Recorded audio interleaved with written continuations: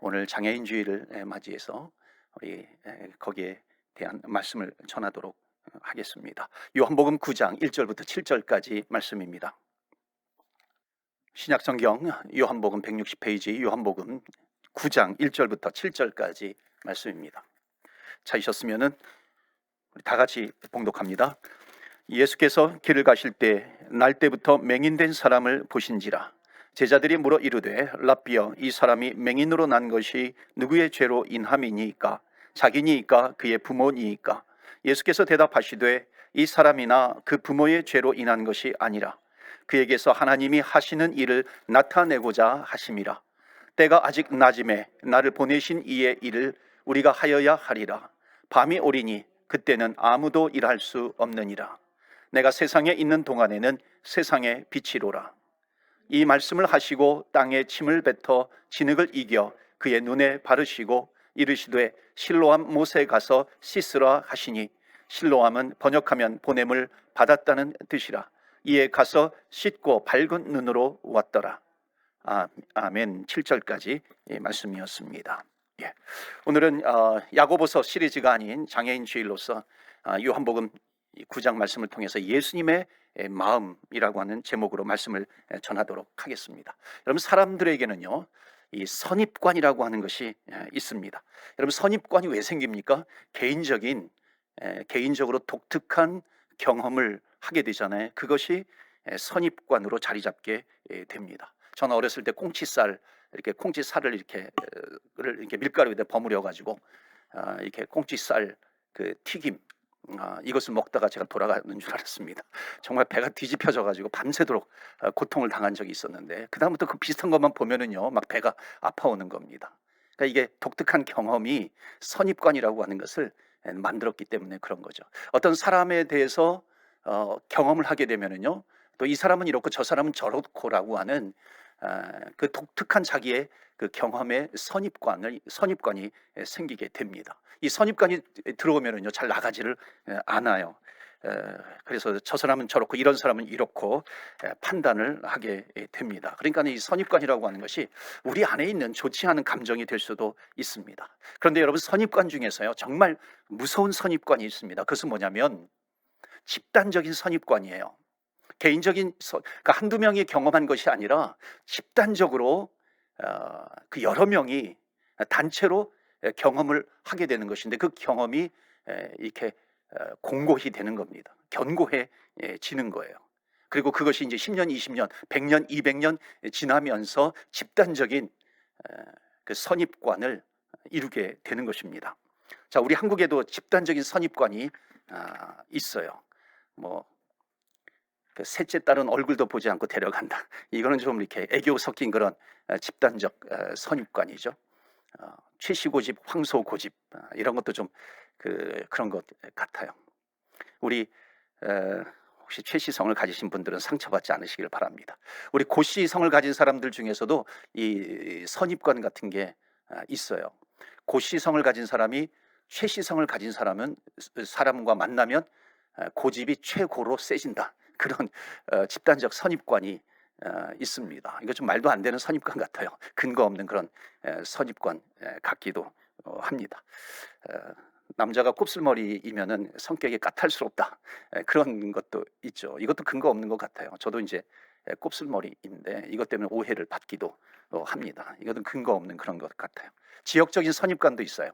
영남 사람은 이렇고 호남 사람은 이렇고 충청도 사람은 좀 느리고, 근데 저도 충청도에서 태어났는데 저는 굉장히 급합니다. 그러니까 이것도 말도 안 되는 것 같아요. 근데 어떤 분이 그러더라고요. 목사님은 충청도 홍성에서 태어났기 때문에 그렇대. 충청도 홍성은 지진이 많이 납니다. 그러니까 지진이 많이 나니까 항상 이게 도망갈 준비를 하고 있다는 거죠. 도피할 준비를 하고 있기 때문에 성격이 급해졌다고 그래요. 이것도 말도 안 되는 그런 선입관인 것 같습니다. 제가 서울에서 살다가 군대에 갔어요. 그랬더니 뭐라 그러냐면 군대에서 서울 뺀질이가 왔다 그래요. 그래서 얼마나 핍박을 하는지요. 여러분, 이런 거는 어찌 보면 좀 애교 섞인 그런 집단적 선입관일 수 있습니다. 봐줄 수 있는 거예요. 자, 그런데 집단적 선입관이에요. 무서운 것이 뭐냐면 종교심을 만나게 되면은 이건 정말 누구도 깨지 못하는 아주 강력한 선입관이 형성이 되어버리는 겁니다. 집단적 선입관이요, 종교의 옷을 입어버려요. 그럼 아무도 건드리지 못할 정도로 정말 무시무시한 그런 집단적 종교적 선입관을 형성하게 되는 겁니다. 왜냐하면요, 여러분, 문화에 목숨을 거는 사람은 없어요. 그런데 종교에 목숨을 거는 사람들은 얼마나 많이 있습니까? 그러니까는 이 집단적 선입관이 종교심과 이렇게 만나는 겁니다. 그러니까 목숨을 걸고 내가 그것을 지키려고 하는 것이죠. 그러니까 잘못된 이 집단적 종교적 그 선입관이 생기면은, 그래서 이게 쉽게 이것을 없애지 못하는 것입니다. 자, 그런데 예수님께서 이 땅에 살아 계실 때에 유대인들 사이에 집단적 종교적 선입관이 형성된 것이 있어요. 그것이 뭐냐면, 그러니까 유대인들이 집단적으로 종교심을 만나게 된 거예요. 선민이라고 하는 그 종교심과 만나게 되어 버리니까 이게 완전히 굳어져 버리는 겁니다. 대표적인 것이 뭐냐면은, 이 유대인들이 사마리아인들을 볼 때에 나타나는 그런 집단적 종교적 선입관이 있습니다. 그 당시에 사마리아 사람들은 오래전에 아수르에게 멸망을 당해요. 그래서 포로로 끌려가기도 합니다. 그때 이방인들과 막 피가 섞이기도 해요. 그래서 남쪽에 있는 유대인들은 저 사마리아인들은 상종하지 못해, 그렇게 생각을 한 거예요. 그런 선입관이 생겨버린 겁니다. 그러니까 남유다 예루살렘에서 북쪽에 있는 갈릴리 지역을 가려면 이 사마리아를 통과해서 가면 가장 가깝습니다. 지름길이 돼요. 그런데 상종을 하지 않기 위해서 돌아서 가는 겁니다. 동쪽으로 가서 요단강을 건너가지고 돌고 돌아서 그 다음에 갈릴리에 갔다가 다시 또 요단강을 건너서 돌고 돌아서 이 남쪽으로 돌아오게 되는 겁니다. 왜 이런 일들이 발생해요? 집단적 종교적 선입관이 생겼기 때문에 그런 것입니다. 또 유대인들에게 있는 것이 뭐냐면, 할례 받지 않는 그런 이방인들을요, 마치 이렇게 짐승 취급을 한 겁니다. 상종도 하지 않은 거예요. 그러니까는 이런 것이 집단적 선입관이 종교심과 만나게 되어 버리니까는 아주 강력한 그런 차별이 이루어지게 된 겁니다. 자, 그런데 또 하나 유대인들이 가지고 있었던 더 큰 차별의 한 가지가 뭐냐면요, 같은 동족이에요. 동족임에도 불구하고 사마리아 사람을 차별하는 것이라든지 또는 이방 사람과 비교가 안 될 정도로 아주 더욱 극심하게 차별을 하게 되는 아주 집단적 종교적 선입관을 갖고 있었던 것이 있었는데, 그것이 뭐냐면은 바로 누구를 향한 마음 차별이냐면 장애인들을 향한 차별이었습니다. 그러니까 장애인들을 향한 선입관이 굉장히 많았어요. 그러니까 그들은요, 이 장애인들을요 결코 이렇게 보지 않았습니다. 뭐냐면 장애인들은 우리가 좀 다른 사람이구나 이렇게 보지 않았어요. 그들은 좀 불편한 사람이구나 이렇게 보지 않았습니다. 뭐 내가 도움을 줘야 되겠구나, 우리의 친구구나, 더더욱 그렇게 생각하지 않았던 겁니다. 장애인을 뭘로 봤냐, 어떻게 봤냐면 죄인으로 본 거예요. 물론 우리도 죄인이죠. 그런데 이들이 본 죄인이라고 하는 것은 뭐냐면은 우리가 태어나면 원죄를 가지는 그런 존재론적 그런 죄인의 모습이 아니라 하나님으로부터 형벌을 받은 죄인으로 보게 된 겁니다. 그러니까 하나님으로부터 형벌을 받았기 때문에 그런 장애인을 갖게 된 거야. 그런 어떤 집단적 선입관을 가지고 보았기 때문에 이거 굉장히 심각한 문제가 되었던 거죠. 그러니까는 내가 그들과 함께 하는 것은 뭐냐면 내가 죄인이 된다는 겁니다. 나도 형벌받은 죄인으로서의 모습을 갖게 된다는 것입니다. 그러니까 그들과 함께 예배당에 와가지고 예배를 드린다라고 하는 거, 이건 도저히 절대로 성립이 될 수 없는 것입니다. 그들은 벌을 받은 사람이에요. 그래서 극심한 차별을 주었던 겁니다. 그러니까 장애인을 품어줘요. 그러니까 장애인을 품어주면 나도 똑같이 그들과 죄인이 된다는 그런 생각을 가지고 있었습니다. 그러니까 손을 내밀 수가 없는 것이죠. 자, 이런 배경 속에서요, 오늘 말씀은 뭐냐면 이제 예수님께서 길을 걸어가시고 계시는데 맹인이라고 하는 한 장애인을 만나게 된 겁니다. 자, 맹인이라고 하는 장애인을 만났을 때에 이 사람들이 예수님께 묻습니다. 뭐라고 묻냐면요, 이 질문을 보시면요, 그 당시에 형성된 이 집단적 선입관이 어땠는가라고 하는 것을 그대로 보여주고 있습니다. 자, 2절 말씀 보시면 뭐라고 질문하냐면요, 2절에 제자들이 물어 이르되 랍비여, 이 사람이 맹인으로 난 것이 누구의 죄로 인함이니까? 자기니까 아니면 그의 부모니까? 이렇게 질문을 하는 겁니다. 부모의 죄입니까? 아니면 자기 자신의 죄입니까? 여러분, 이 질문 안에요 정말 어마어마한 선입관이 하나 담겨져 있는 것입니다. 그것이 뭐냐면요, 전제를 깔고 있어요. 무슨 전제를 깔고 있어요? 죄인이라고 하는 겁니다. 죄인은 죄인이야. 죄인은 죄인인데 그것이 자기 죄 때문에 생긴 거냐, 아니면은 부모의 죄 때문이지, 그것을 궁금하다는 겁니다. 그래서 그것을 물어보는 거예요. 근데 여러분, 이게 이 생각들이 얼마나 깊이 되어져 있냐면요, 이게 누가 질문한 겁니까? 그러니까 이 집단적 종교적 선입관이 아주 공고히, 아주 견고하게 흔들리지 않을 정도로 그렇게 형성되어 있다라고 하는 것을 어떻게 할 수 있냐면, 이 질문한 사람이 누구예요? 2절 앞부분에 보면은 누가 질문했어요? 제자들이에요. 예수님의 제자들이에요. 예수님의 제자들은 이렇게 질문하면 안 되는 것이죠. 예수님의 제자들은 누구예요? 예수님과 함께하는 사람입니다. 만약에 그때 그 당시에 예수님과 적대적이었던 사람들 그룹들이 있었어요. 바리새인이라든지 서기관이라든지 뭐 제사장 그룹이라든지 뭐 이런 그 예수님과 적대적인 그런 그룹들이 있어요. 만약 그런 사람들이 이 질문을 했다고 한다면은 그래도 조금 이해가 될 수 있겠죠. 그러나 그것도 이해가 되지 않는 거죠.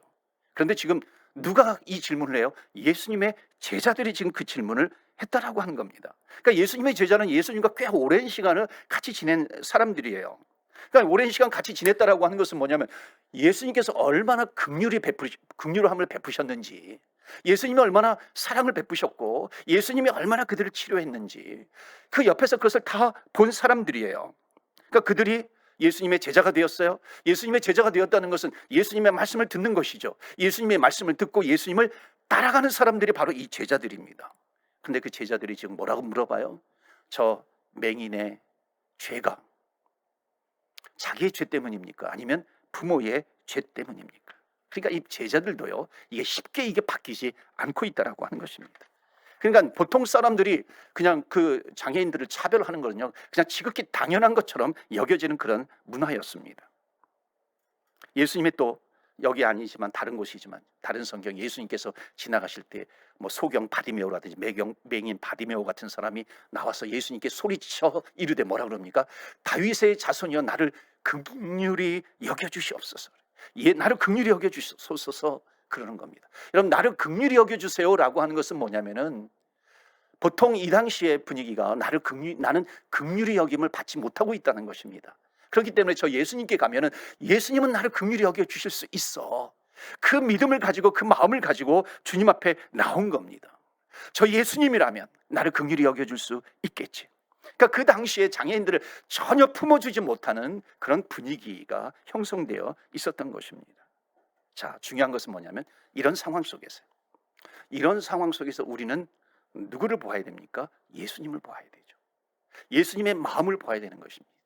이렇게 정말 집단적 종교적 선입관이 아주 공고히 견고하게 자리 잡고 있을 때에 예수님께서 하신 말씀이라면, 지금 이 현대를 살아가고 있는 이 시대에는 더욱 얼마나 예수님께서 우리에게 여기에 대한 메시지를 주고 계실까라고 하는 것입니다. 그래서 과연 그 장애인들을 보시는 예수님의 마음은 어떤 것인가?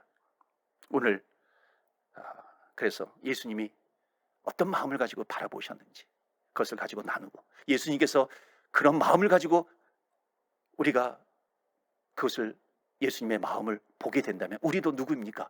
바로 그 예수님의 마음이 우리의 마음이 되어야 되는 것이죠.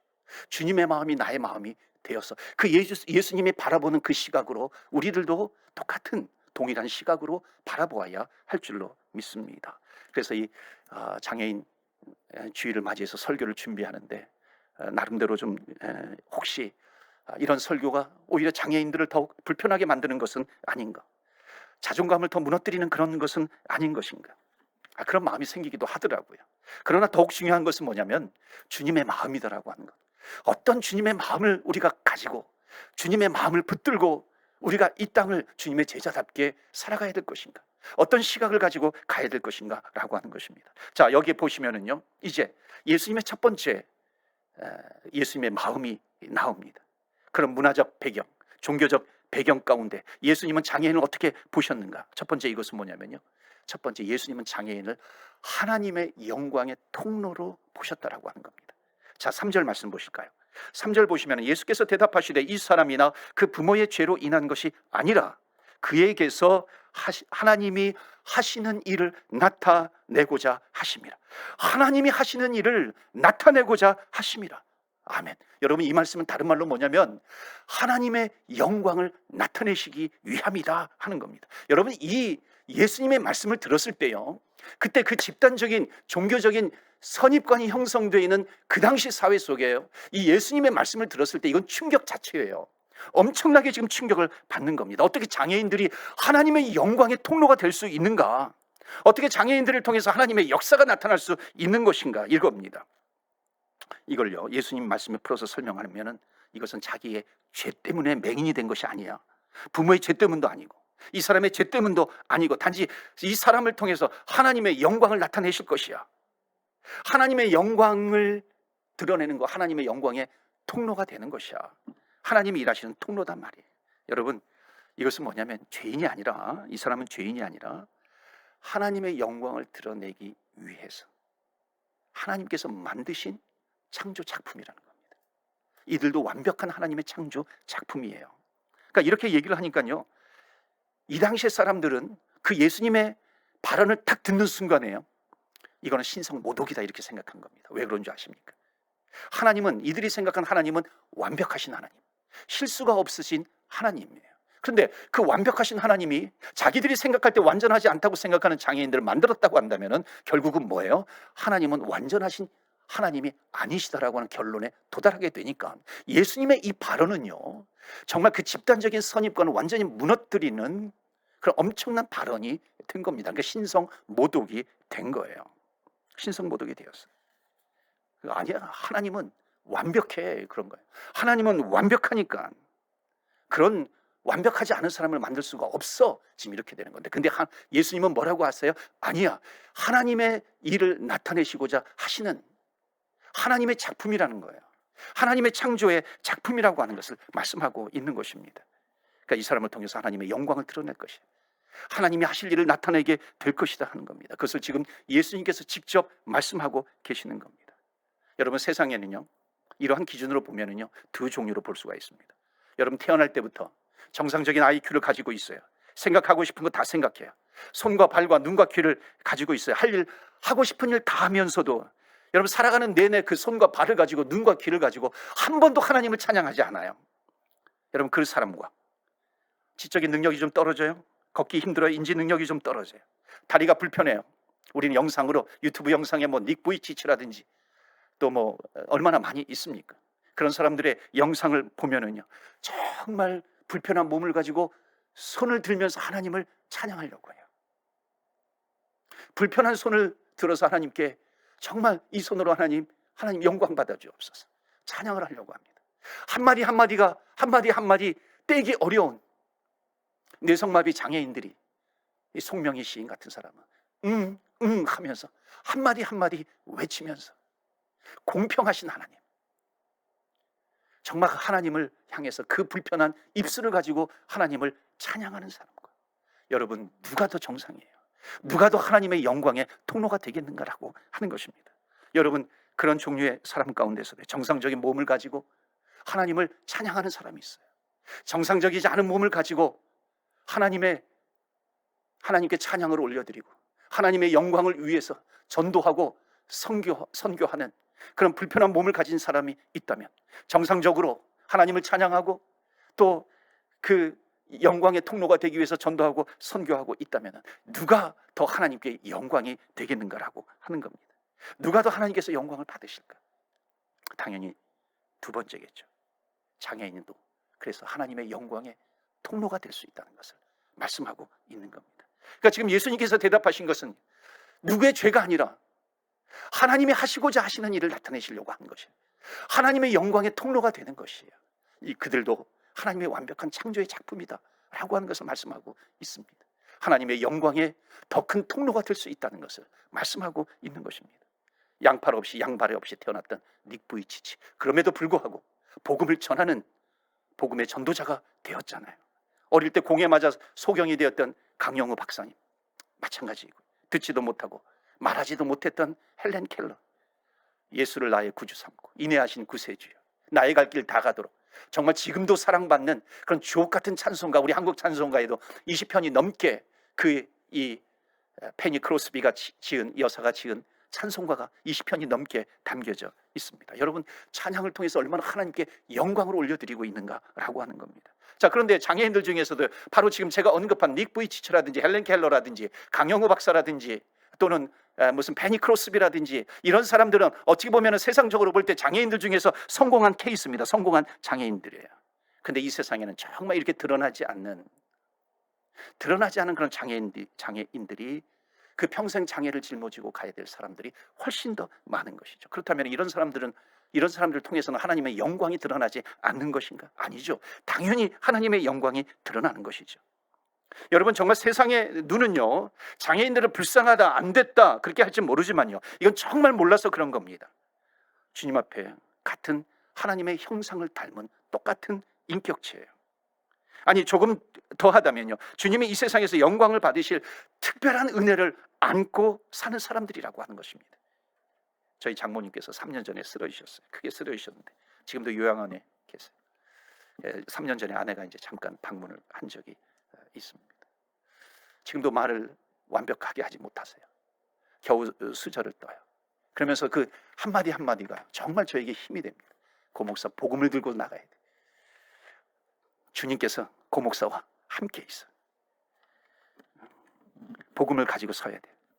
성취하는 몸을 가지고, 불편한 몸을 가지고 그 한마디 한마디가 하나님의 영광의 통로가 되어가고 있다는 겁니다. 더더욱 은혜가 되고 더더욱 감동이 됩니다. 저는 문득 놀라는 게, 오늘 말씀을 보면서도 예수님의 이 제자들이 예수님께 이 사람의 장애가 그 사람의 죄 때문에 온 겁니까? 아니면 부모의 죄 때문에 온 겁니까? 그때 예수님께서 너 아니야, 하나님의 하실 일을 나타내고자 하시는 거야. 그러니까 영광의 통로라 그런 거잖아요. 그런데 그 영광의 통로가 바로 그 당사자인 장애인이 하나님의 영광의 통로가 될 수도 있지만요, 평생 그 장애를 끌어안고 살아가야 되는 부모님은, 그 가족은 더욱 하나님의 영광의 통로가 된다는 것입니다. 하나님의 영광이 보일 때가 너무나도 많이 있어요. 그러니까 여러분, 장애를 든 부모님의 그 믿음을 보면 감동이 안 될 수가 없습니다. 물론 십자가예요. 무거운 십자가가 될 수 있어요. 세상의 눈으로 보면은 그것이 무거운 십자가, 지기 어려운 십자가, 감당하기 어려운 그런 십자가가 될 수 있죠. 그런데 놀라운 것은 뭐냐면 그들에게 그것이 무거운 십자가가 아니라고 하는 거예요. 정말 기막힌 감동은요, 정말 희한한 것은, 정말 그렇게 어찌 보면은 참 불편하기 때문에 원망할 줄 알았는데 오히려 하나님을 더 붙드는 것이고요, 하나님 없으면 우리는 살 수 없어요. 그렇기 때문에 더욱 하나님을 붙들고 있다면은요, 여러분, 이것이 얼마나 하나님의 영광의 통로가 되겠습니까? 그 가족을 통해서, 부모님을 통해서 하나님의 영광이 흘러 넘치고 있습니다. 때로는 아이들을 키울 때 힘들죠, 지치죠, 근심이 얼굴에 가득 차죠. 그럼에도 불구하고 그 자체만으로 하나님의 영광의 통로가 되고 있다는 것입니다. 더욱 기막힌 것은 뭔지 아십니까? 정말 감사는요, 그분들의 입술을 통해서 감사가 훨씬 더 많이 나오더라는 겁니다. 때로는요, 우리 자녀가 A학점 받지 않는다고 불편해해요. B학점 이하로 떨어지면은요, 얼마나 얼굴 인상을 쓰고 있는지 모릅니다. 원하는 대학에 가지 않으면요, 더 낙심하잖아요. 좌절하고 그래요. 그런데 지금 이 장애를 가진 부모님들을 보면은요, 똑같은 나이임에도 불구하고 엄마 아빠 한 번 불렀다고 해가지고 그것 때문에 감사해요. 자기 숟가락으로, 자기 손으로 숟가락으로 밥을 한 번 먹었다고 해가지고 그것 때문에 감사하고요, 자기 손길로 양치질을 했다고 해가지고 그걸로 감사하고 있는 겁니다. 정말 천 가지 만 가지로 감사하고 있는 거예요. 여러분, 정말 하나님의 영광의 통로가 아닐 수가 없는 것입니다. 하나님의 창조의 작품이에요. 그렇기 때문에 우리는 하나님의 자녀의 창조의 작품, 여러분과 저도, 우리 장애인도 하나님의 영광의 통로가 되는 하나님의 작품이 되는 것입니다. 이것이 함께 어우러질 때에 하나님의 영광이 더욱 드러나게 될 줄로 믿습니다. 두 번째, 장애인을 향한 예수님의 마음은 어떤 마음일까요? 예수님은 두 번째로 그들이 필요한 것이 무엇인지 정확하게 아시는 분이라는 겁니다. 자, 1절 말씀 보실까요? 1절 보시면 아주 중요한 동사가 하나 나옵니다. 예수께서 길을 가실 때에 날 때부터 맹인된 사람을 보신지라. 여러분, 이 보신지라가 굉장히 중요한 단어예요. 굉장히 감격스러운 단어고요, 굉장히 은혜로운 단어예요. 그 유명한 주석학자 매튜 헨리가 이 1절을 어떻게 주석을 달았냐면, 이 맹인이 예수님을 볼 수 없기 때문에 예수님이 그를 보셨다. 정말 기막힌 해석 아니에요. 눈이 가리워졌어요. 앞을 볼 수 없어요. 이 맹인은 정말 지금 죽었다 깨어나도 예수님을 볼 수 없어요. 예수님 앞에 다가올 수 없는 거예요. 그런데 뭐예요? 예수님이 보신지라. 예수님이 먼저 보셨다는 겁니다. 예수님은 그 사람의 문제가 무엇인지 정확하게 알고 계시다라고 하는 겁니다. 너 배고프니 그러면서 아무것도 주지 않고, 그런 것이 아니라, 그렇게 묻지 않아요. 묻지 않고, 그 사람이 보지 못하기 때문에, 너가 나를 보지 못하기 때문에, 너가 나에게 올 수 없기 때문에 내가 너에게로 간다. 먼저 와주시는 예수님, 오셔서 채워주시는 예수님이에요. 필요를 채워주시는 예수님, 정말 기막힌 예수님 아니시겠어요? 예수님은 필요를 이미 알고 계시다라고 하는 겁니다. 그러니까 주님을 만나니까 영광의 통로가 되는 것입니다. 여러분, 이것은요 이미 우리에게 일어난 기적 아니겠어요? 우리가 하나님을 볼 수 없을 때에 예수님께서 천국에서 이 땅에 내려오셔서 우리에게 먼저 다가오신 예수님 아니십니까? 우리는 하늘나라를 몰라요, 천국을 몰라요, 어떻게 천국 가는지 몰라요. 그럴 때 주님께서 먼저 우리에게 다가오신 예수님, 우리가 구원받을 길이 없을 때에 주님께서 이 땅에 오셔서 우리의 죄를 지시고 십자가의 죽으심으로 말미암아 구원받은 하나님의 자녀가 되기 위해서 영적인 눈을 뜨게 해주시면서 주님께 올 수 있도록 해주시는 이 하나님 아버지의 은혜, 우리는 이미 이 구속의 사랑, 십자가의 사랑을 이미 받은 하나님의 자녀라고 하는 것입니다. 우리는 이 사랑을 받고 있기 때문에 예수님은 다가오셔서 필요를 채워주신 하나님이십니다. 먼저 그들을 바라보신 하나님이에요. 그러니까 우리가 이 주님의 마음을 갖고 있다면 우리는 어떻게 해야 될까요? 우리가 먼저 가는 것이죠. 우리가 누구에게든지 먼저 갈 수 있습니다. 먼저 가서 사랑을 전할 수 있고 복음을 전할 수 있고 필요를 채울 수 있고, 그러면서 하나님의 영광의 통로로 사용이 된다면 하나님의 나라는 더욱 확장되어 가는 것이고, 하나님의 마음, 주님의 마음을 바로 우리의 마음으로 품으면서 살아가는 것입니다. 마지막 세 번째로, 예수님의 마음은 어떤 마음인가요? 예수님의 마음은 뭐냐면 모두가 영적인 눈을 뜨고 하나님께 영광을 올려드리기를 원하는 그 하나님 아버지 예수님의 마음입니다.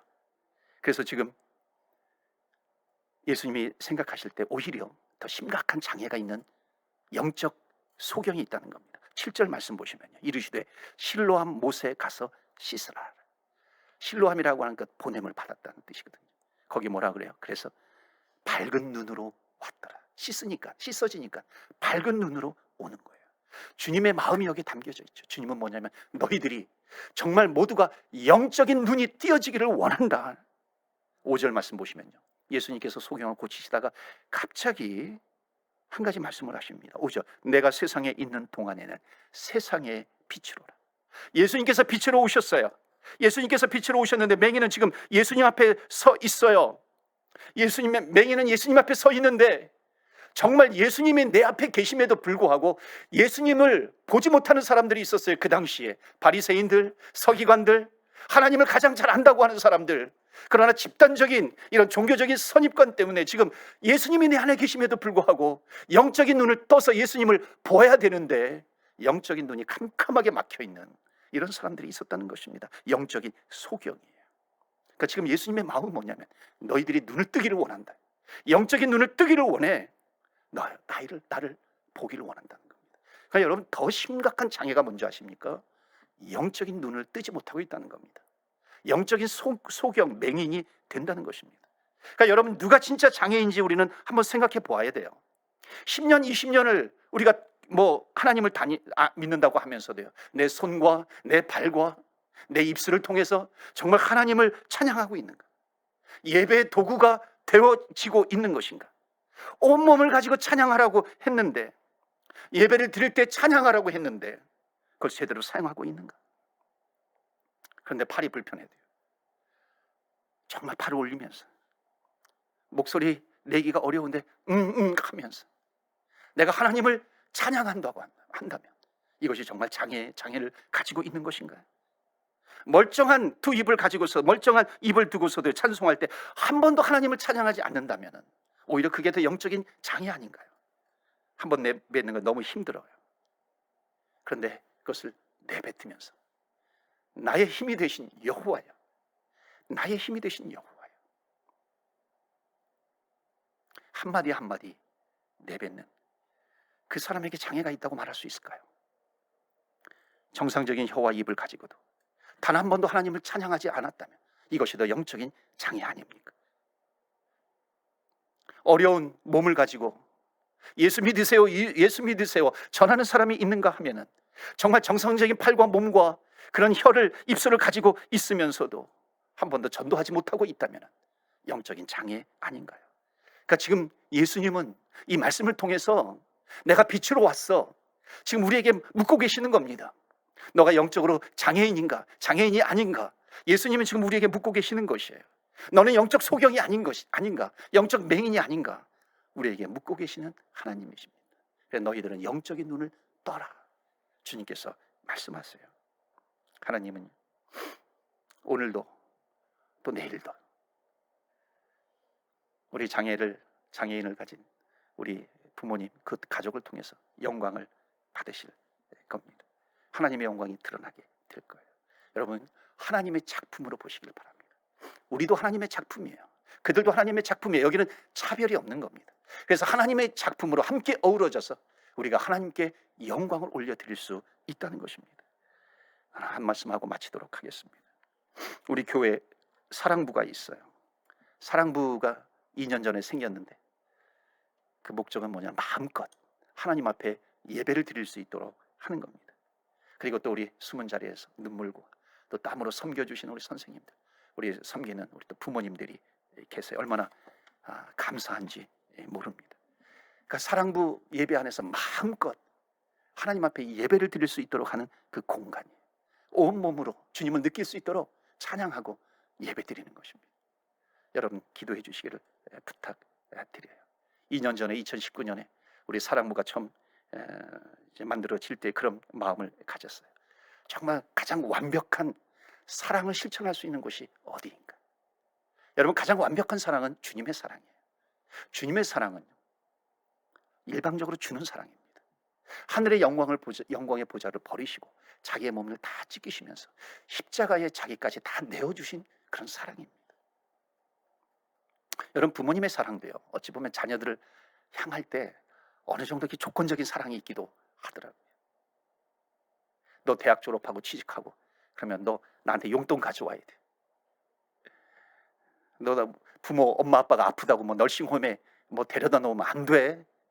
어찌 보면 좀 조건적인 사랑이에요. 부부간의 사랑도요, 조건적인 사랑이 좀 있어요. 그러나 정말 우리 그리스도인의 사랑은요, 장애인을 향하든지 누구를 향하든지 불우한 이웃을 향하든지 주님을 모르는 사람을 향하든지 그들을 향한 사랑은 여러분 정말 다시 되돌아오는 사랑이 없는 그런 사랑이에요. 세상의 사랑은 기브 앤 테이크의 사랑이에요. 근데 여러분, 저는 보니까요, 정말 심각한 장애를 가진 이 자폐 장애인을 키우는 그 부모님이 봤을 때, 또는 우리가 어떤 장애 선교 단체에 가가지고 정말 우리가 열심히 봉사를 위해 섬겨요. 10년 동안 섬겨도요, 아무리 큰 일을 해도요, 돌아오는 거는 세상 사람들처럼 감사합니다, 고맙습니다, 잘 돌아오지 않아요. 물론 감사합니다 고백하기도 하죠.